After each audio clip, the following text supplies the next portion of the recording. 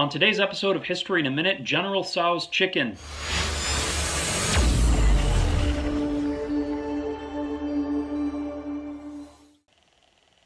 Yeah. I'd like an order of General Tso's Chicken, please. And I'd like that... Oh, hang on one second, please.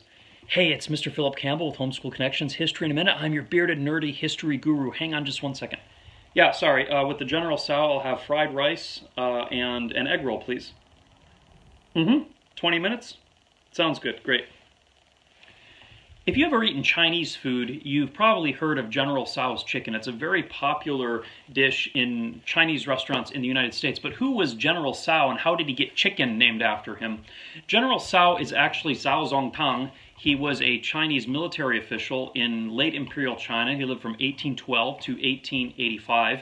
He seems to have earned his reputation for putting down rebellions. He was part of putting down the Taiping Rebellion in the 1850s, and then he put down several different rebellions throughout his career.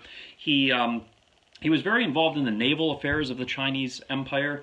He was responsible for constructing China's first modern naval shipyard, and towards the end of his life in 1884, he was promoted to Imperial Commissioner of Naval Affairs.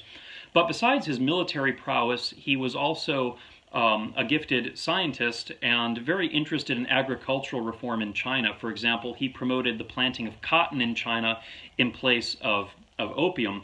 So this is who General Tso's Chicken is named after. How did he get the chicken named after him? Nobody knows. There's no strict connection, neither with Zhao the person or with the Hunan province that he came from. But somehow when Chinese restaurants started proliferating in the United States, some enterprising Chinamen decided to name this dish after General Tso. So whatever works.